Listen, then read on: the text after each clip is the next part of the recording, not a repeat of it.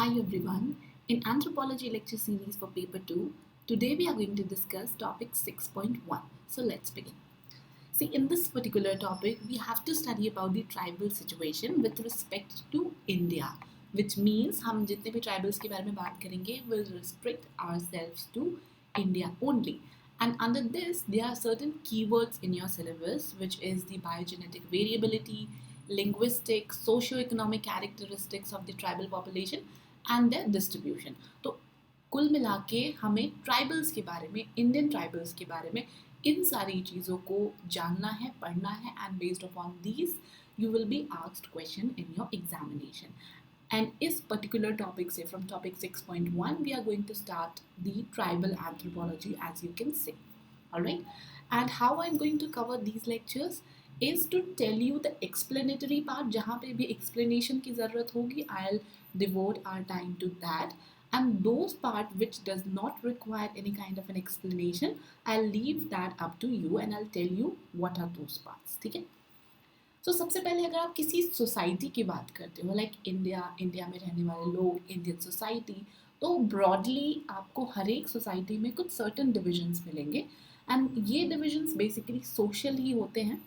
सो अगर हम इंडिया के रिस्पेक्ट में बात करें तो आपको इंडिया में ट्राइबल, रूरल और अर्बन सोसाइटीज़ देखने को मिलेगी like broadly if you talk about. और ये जो ट्राइबल कम्युनिटीज़ है, ट्राइबल कम्युनिटीज़ इंडिया में और let's talk about even the other part of the world, they play a very important role because उनके जो सोशियो कल्चरल कैरेक्टरिस्टिक्स होते हैं, उनके रहन सहन का तरीका होता है, they are all very different and that's what make them different from the rest of the world. ठीक है. और रेस्ट ऑफ द वर्ल्ड से डिफरेंट होने का ये मतलब नहीं है like biologically there is some differences in the tribals and the other people. It's just about the characteristics, the socio economic characteristics and certain other features. ठीक है. सो अब ट्राइब्स को कैटेगराइज करने का तरीका और हाउ डू यू से someone is from a tribal background.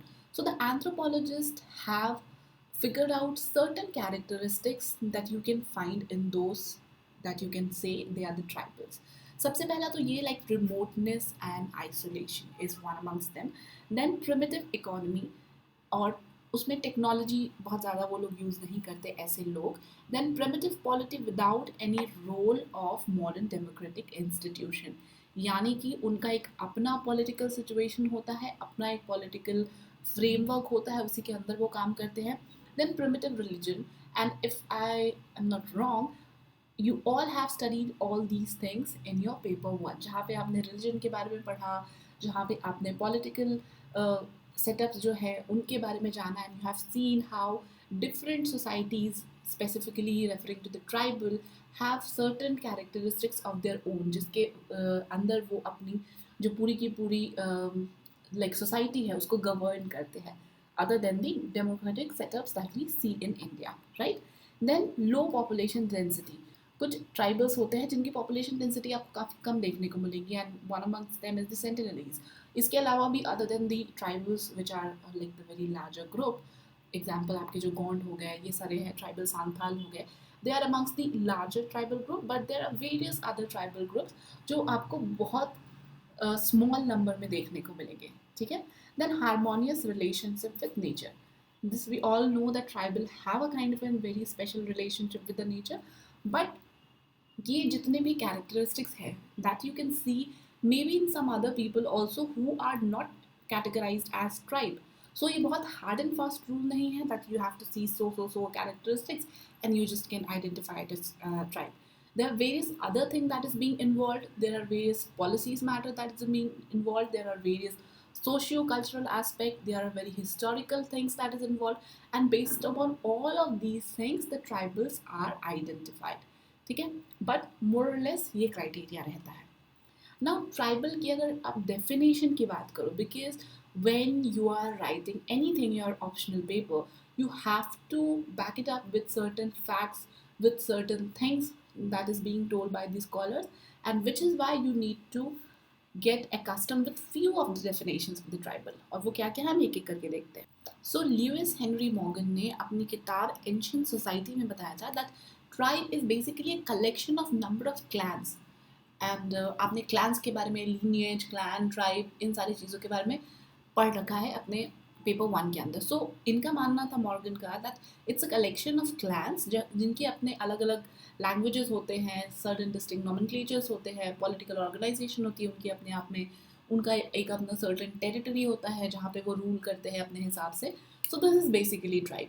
Then Maurice Godelier ने, जो कि एक फ्रेंच एंथ्रोपोलॉजिस्ट थे, उनका कहना था that tribe is a type of society which is different from the other society. और अगर आप इंडिया कंटेक्स्ट में बात करें तो tribe is certain society which is different from the other society which is the caste system.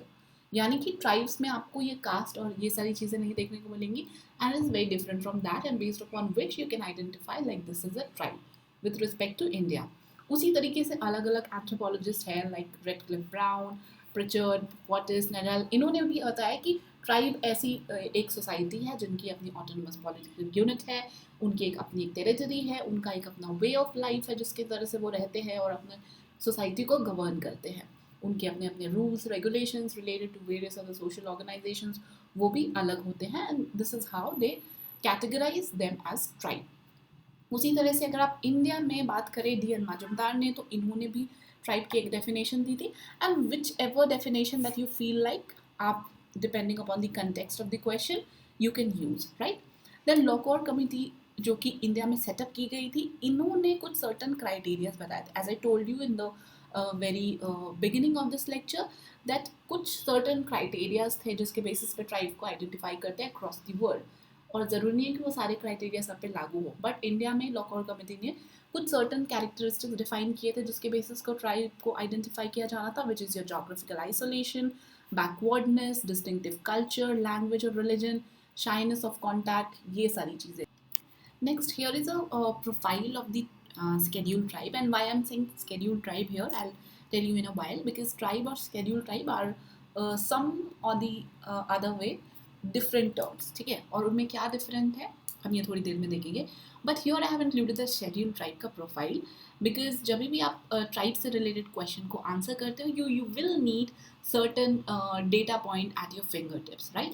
And there's nothing to explain about, which is why I just included the screenshot taken from the notes, और ये आपको सारी चीज़ें notes के अंदर मिल जाएंगी। And इसी तरीके से जिन भी चीज़ों की एक्सप्लेनेशन रिक्वायरमेंट नहीं है, I have included just the screenshot so that you can just go through the notes and check that out, ठीक है। तो इस प्रोफाइल के अंदर क्या क्या चीज़ें हैं मैं आपको बस ब्रीफली बता देती हूँ। पॉपुलेशन के बारे में आप बात करोगे, देन यू विल से कि कौन सी पॉपुलेशन ज़्यादा है, कौन सी ट्राइब की कौन सी कम है, then there is a sex ratio, then there is a educational profile, there is a health parameter, because ये सारी चीज़ें हैं जो आपको आगे चल के रिपीटेडली ज़रूरत पड़ेंगी। देन पोवर्टी रेट क्या है, ये सारी चीज़ें आपको ट्राइब्स के रिलेटेड क्वेश्चन को आंसर करने में हेल्प मिलेगी, and that you can refer again and again, because इसमें कुछ डिफरेंट नहीं होने वाला है, ठीक है। तो ये जो शेड्यूल ट्राइब की प्रोफाइल है ये आप अच्छी तरीके से रट लें, because this is going to help you in the anthropology of course, but in your GS as well, right? Now next let's talk about key, what is the difference in between the tribe and scheduled tribe, and tribe or colonial time period का क्या relation है and why it is called so. Although it is difficult to say that when exactly the word tribe came into picture and for what purpose, but during the Britishers' time, the colonial era, the British used to refer people from certain communities as tribe. And how come they are referred to as tribe? Based on the particular characteristics. For example, the Brahmins. So Brahmins were basically involved into certain activities, right? ब्राह्मण ज़्यादातर religion activities में involve रहते थे। Same as goes with the कायस, और same goes with the Rajput clan was more to the warrior class, और वो rulers types थे। देन द कायस were more on to the paper work, then Brahmins were more on to the religion. So Britishers use to denote them as tribe, and eventually this word got inducted technically, or you can say in the paperwork itself, during 1901 census. And उसके बाद जब 1931 का census हुआ, then eventually this word tribe got associated with certain adjectives, aboriginal, depressed, primitives, यानी कि जो भी काफ़ी जो certain larger majority of society थे उनसे जो अलग टाइप के लोग ब्रिटिशर्स को लगते थे, who were not very developed, who were living in isolations, who were having certain cultural aspects, तो उनको ब्रिटिशर्स ने ट्राइब की तरह कैटेगराइज करना शुरू कर दिया, right. And the word tribe began to seen as synonymous with the population traditionally referred to as Adivasis. मतलब पहले जब आप बात करते हो राजा महाराजा जो प्रिंसली स्टेट्स के थे, उस टाइम पे भी of course they were Adivasis and they used to live in jungles at that point of time. They have their own territory, they used to fight amongst themselves, they used to fight with the other people who are trying to get into their lands. तो उस time पे जो ये word आदिवासी use होता था और जब British के टाइम पे जो वर्ड ट्राइब्स यूज़ होने लगा, दे बिकेम सिनोनिमस. तो आदिवासी हिंदी टर्मिनोलॉजी बन के रहेगी and tribe has taken that place, right. So which is Y जो इंडियन एंथ्रोपोलॉजिस्ट है, इनका ये मानना है that tribe is basically A colonial construct. ठीक है, कि ऐसा कोई ट्राइब वर्ड एग्जिस्ट नहीं करता था, बट जैसे जैसे ब्रिटिश आए और उन्होंने इसको कैरी फॉरवर्ड किया, then this particular picture thing came into picture, right. Then tribes के लिए जो सर्टन फीचर्स है, हमने पहले भी देख लिया है कई बार, तो ये फीचर्स आपको मोर और लेस हर जगह सेम ही मिलेंगे कि that these characteristics are associated with the tribes. I will not go on to detail and read it out for you again, but these are the things, right. Then अलग अलग anthropologist ने कैसे इन चीज़ों को जो ये कैरेक्टरिस्टिक्स थे इनके ऊपर क्या क्या टिप्पणी की और क्या क्या कमेंट्स दिए, will discuss about that. So basically the anthropologist देवले he conducted studies amongst the tribes of Jharkhand. So जब इन्होंने झारखंड के ट्राइब्स को स्टडी किया, then he found it out कि ये जो कुछ कैरेक्टरिस्टिक्स है, मे बी दीज कैरेक्टरिस्टिक्स की आइसोलेशन में रहना, प्रिमिटिव टेक्नोलॉजी यूज़ करना, सबसिस्टेंस इकोनॉमी होना, तो इन्होंने पाया कि ये कैरेक्टरिस्टिक्स आपको झारखंड में सारे आदिवासियों में देखने को नहीं मिलते, right. Because there may be possible that certain tribes so such a kind of an features, but not all of them are like that, right. Because बहुत सारे आदिवासीज और बहुत सारे ट्राइब्स आज के डेट में ऐसे हैं who have came into the mainstream and they are doing everything like the other mainstream people, right. So there's no differentiation जो कि यहाँ पे बताए गए थे कि रिमोटनेस है, आइसोलेशन है, या जो भी टेक्नोलॉजी को लेके हो, चाहे वो उनके इंस्टीट्यूशंस को लेके हो, पॉलिटिकल इंस्टीट्यूशन, चाहे उनके रिलीजन वैल्यूज़ को लेके हो, तो ऐसा कोई ज़्यादा डिफरेंस उनको नहीं देखने को मिला. And there is no evidence found out to be prove that these characteristics existed in the past. मतलब इनका कहना था कि प्रेजेंटली तो उन्हें देखने को नहीं मिला, and he also said that past में भी ऐसी फुल प्रूफ कैरेक्टरिस्टिक्स सभी ट्राइब्स में देखने को नहीं मिलती थी. And which is why he further added that ये जो ट्राइब वाला कंसेप्ट है, this is a colonial construct, right. तो this is how you can quote different anthropologists and bust the myth that tribe India का कोई origin नहीं था, it is a colonial construct, right. तो इंडिया में हम शेड्यूल्ड ट्राइब के बारे में बात करते हैं. when you are referring to the tribe, we are basically talking about the scheduled tribe with respect to India, right. अब ये शेड्यूल्ड ट्राइब क्या है? तो शेड्यूल्ड ट्राइब की जब आप बात करते हो तो आपने पॉलिटी के अंदर भी पढ़ा होगा कि आर्टिकल 366 25 के अंदर शेड्यूल्ड ट्राइब को डिफाइन किया गया है, राइट. और शेड्यूल्ड ट्राइब को डिक्लेयर कौन कर सकता है? Our president has the right to do so. And of course जो भी ट्राइब्स उस कैटेगरी में लाए जाते हैं, they are considered to be as scheduled tribe and they are given certain privileges under the constitution. So basically जब आप बात करते हो ट्राइब की, तो that becomes a social category. And of course, this social category के पीछे colonial construct है, as we have just seen. But when you talk about scheduled tribe, so it is basically a constitutional and an administrative category. I hope ये चीज़ें आपको clear हो गई होंगी, ठीक है. उसी तरीके से वी.के. श्रीवास्तव ने एक और स्टडी करी थी, and he find it out that the anthropologist uses the term tribe in the context of India. They include all the communities included in the list of scheduled tribe, although some of them may not be in accordance with the anthropological conception of tribe, which means कि जब भी आप further studies के बारे में बात करो, जो भी हम आगे चल के tribes के बारे में पढ़ेंगे, so basically we are talking about the scheduled tribes. अब हो सकता है उस शेड्यूल के ट्राइब के अंदर आपको कुछ ऐसे ट्राइबल्स मिले विच यू विल से कि इनकी कोई भी कैरेक्टरिस्टिक्स तो मैच करती नहीं है जो भी क्राइटेरिया पहले एंथ्रोपोलॉजिस्ट ने दिया था, बट कुछ ऐसे शेड्यूल ट्राइब हो सकते हैं basically that are found in the Andamans जहाँ पे आपको बहुत सारी ये वाली कैरेक्टरिस्टिक्स की फुलफिलमेंट होती दिखाई पड़ेगी, ठीक है।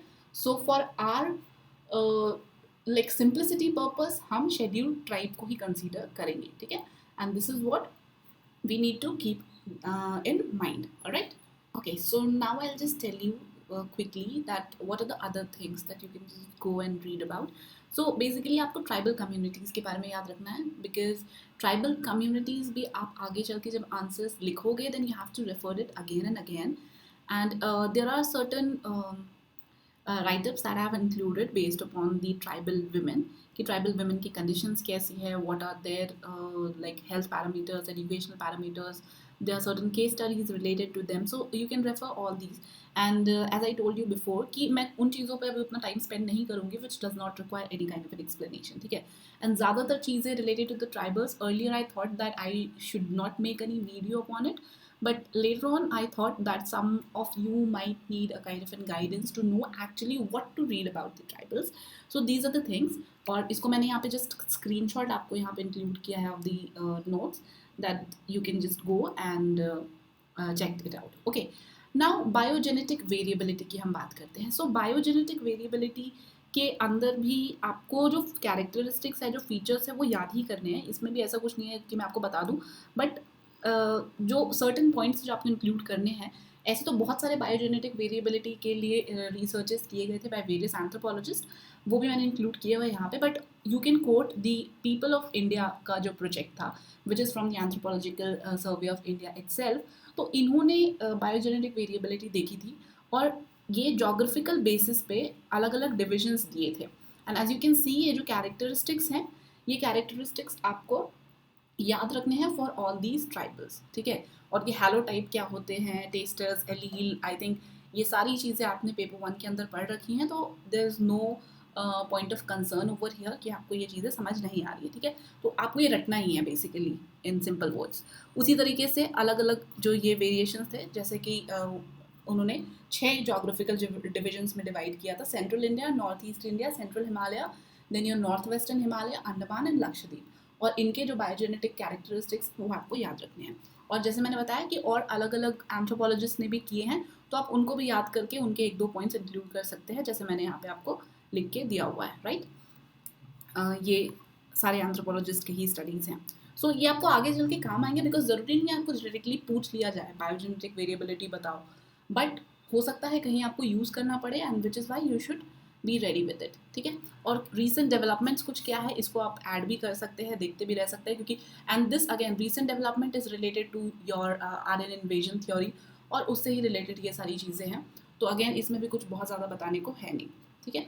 Then distribution of Indian tribes. अब डिस्ट्रीब्यूशन ऑफ इंडियन ट्राइब्स आप किन किन पैरामीटर्स पे कर सकते हो, पहला तो जोग्राफिकल डिस्ट्रीब्यूशन आप देख सकते हो, then linguistic distribution, racial, then size के बेसिस पे भी डिस्ट्रीब्यूशन आपको देखना है, देन सोशियो इकोनॉमिक कैरेक्टरिस्टिक्स के बेसिस पे भी।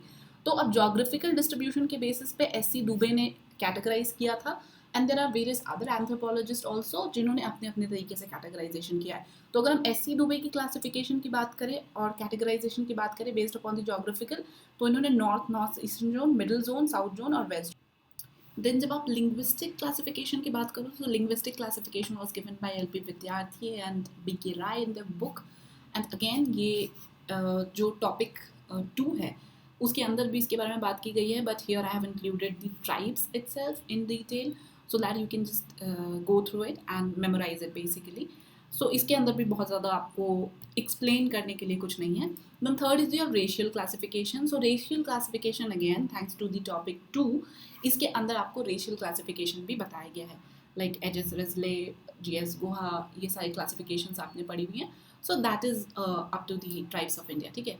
देन साइज़ के बेसिस पे, तो जब आपने ट्राइब्स प्रोफाइल पढ़ेंगे तो देयर यू विल सी कि साइज़ के बेसिस पे कौन सबसे ज़्यादा बड़ा ट्राइब्स है, कौन छोटा है, तो these are the all things that you need to know, and socio economic के बेसिस पे फिर हम आगे देख लेंगे, right. And here I also included the ethnography of Santhal. So why Santhal in specific? So notes के अंदर मैंने ये इंक्लूड कर दिया है एथनोग्राफी. इसके अंदर अलग अलग हेडर्स दिए गए हैं. If you want you can do the similar exercise for various other tribes also, but मैंने सांथाल के लिए इसीलिए किया था specifically because our honourable president belongs to this particular tribe. तो थोड़ा बहुत आपको इसके बारे में जानकारी होनी चाहिए that you can quote somewhere else as well, and this is also to give you a kind of an blueprint that how you can write about the ethnography of any of the tribes, right? तो in this way आप उसको कर सकते हो.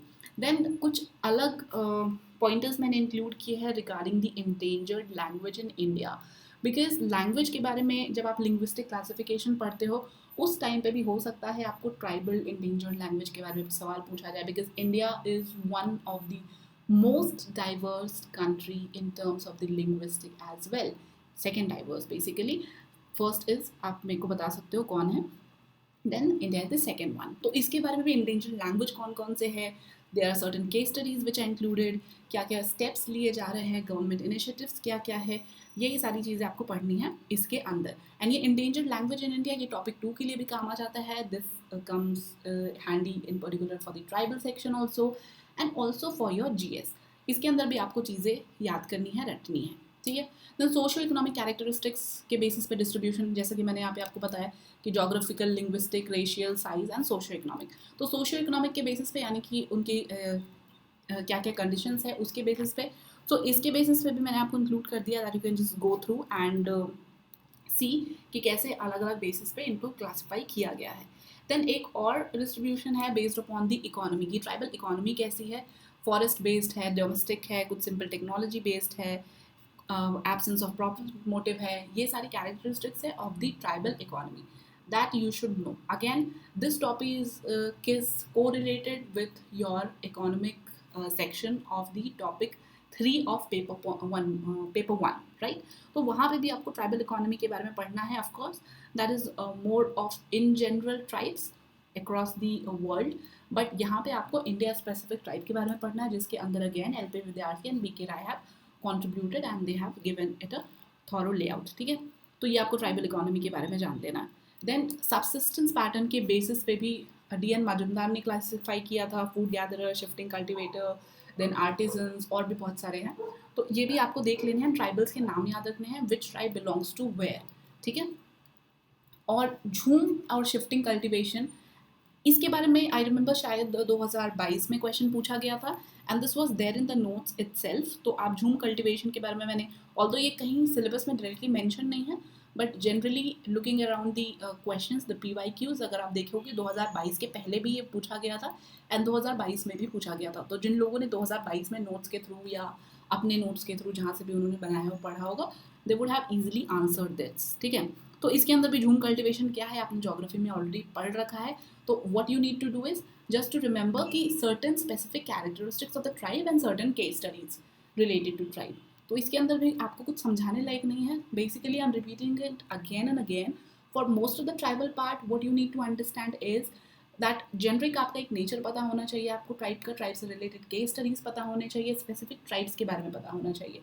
और ये जैसे जैसे आप ट्राइब्स के बारे में पढ़ोगे, नोट्स के अंदर पढ़ोगे, आपको चीज़ें याद होती जाएंगी. बिकॉज आई अंडरस्टैंड GS में भी आपने इन जनरल सोसाइटी के बारे में पढ़ा है, तो you have a fair idea about it, ठीक है. लेकिन आपको उसको एंथ्रोपोलॉजिकल एंगल देने के लिए ये सारी चीज़ें उसके अंदर इंक्लूड करनी पड़ेंगी. एंथ्रोपोलॉजिस्ट के नाम इंक्लूड करने पड़ेंगे, स्पेसिफिक ट्राइब्स के नाम इंक्लूड करने पड़ेंगे. दैट इज़ हाउ आप थोड़ा अपना काम आसान कर सकते हो, ठीक है. एंड कुछ मैंने क्वेश्चंस के बेसिस पे कुछ कंसेप्ट्स इंक्लूड किए थे, लाइक ट्राइबल का incorporation, the Hindu society. Again this is correlated with some of your topics in paper 2 as well, जहाँ पे आप संस्कृताइजेशन के बारे में पढ़ते हो, हिंदुनाइजेशन, ब्राह्मणाइजेशन, इनके बारे में पढ़ते हो. So there it is correlated with that itself. तो इसके बारे में भी मैंने क्वेश्चन के फॉर्म में इंक्लूड कर लिया है, आप जाके देख सकते हो. Then political organisation of the tribes, political organisation of the tribes specific to India, यहाँ पे हमें इंक्लूड किया है. और जब आप इन जनरल बात करते हो तो पॉलिटिकल ऑर्गेनाइजेशन के बारे में आपने पेपर 1 के अंदर ट्राइब्स की पॉलिटिकल ऑर्गेनाइजेशन कैसी होती है उसके बारे में आपने पढ़ा हुआ है, राइट. जहाँ पे आप देखते हो कि अलग अलग सिस्टम्स होते हैं, चीफ नॉर्म्स वाले सिस्टम्स होते हैं. Then there are certain features जो कि आपको देखने को मिलेंगे. उनके अपने लॉ एंड ऑर्डर के सिचुएशंस अलग होते हैं, अलग तरीके का उनका एक पूरा अपना इकोसिस्टम होता है. तो that you have already studied over there. जब हम इंडिया स्पेसिफिक बात करते हैं तो अगेन आपको सर्टन ट्राइब्स के बारे में इंडिया में जानने की ज़रूरत है कि आप वो कोट कर सको in specific related to India, ठीक है। देन केस स्टडीज़ मैंने इंक्लूड करी हैं। So there are like various case studies, आपको यहाँ पे स्क्रीनशॉट में एक दो दिख रहे हैं, but there are various case studies depending upon various topics. जैसे सेल्फ सफिशिएंसी के ऊपर है, एथनो मेडिसिन के ऊपर है, देन विमेन के ऊपर है, विमेन एम्पावरमेंट के ऊपर है, हेल्थ के ऊपर है, एजुकेशन के ऊपर है। तो इन सब के अंदर आपको अलग अलग केस स्टडीज़ मिल जाएंगी। Of course these are few case studies that you can include in your answer, but जैसे ही आप हर रोज़ पेपर पढ़ते हो, आप और भी अपने जीएस के करंट अफेयर्स पढ़ते हो, if you find some of the case studies over there, you should definitely include them in your answers, right? Because जितनी आप केस स्टडीज कोट ये सारी करोगे, आपका आंसर उतना enriching बनता है for the anthropological perspective, anthropology optional perspective, right? तो ये सारी चीज़ें आपको देखनी है। अगेन इसमें आपको याद करना है, ऐसा कुछ नहीं है दैट आपको बहुत यहाँ पे समझना है, आपको देखनी है चीज़ें, याद रखनी है। इस लेक्चर में बस इतना ही। एंड अगर आप चाहते हैं कि लेक्चर्स और ज़्यादा फ्रिक्वेंटली आए, then you should show your enthusiasm for that. आप लाइक करो, आप कमेंट करो, एंड ऑफ कोर्स पूरा लेक्चर देखो एंड अपने फ्रेंड्स के साथ भी शेयर करो, so they can also get benefited out of it. And of course अगर आप ऐसा करोगे, then this show me the love that you have for the channel and also give me the motivation to devote my time and energy in making the lectures and bring it to you as soon as possible. ठीक है? Thank you so much.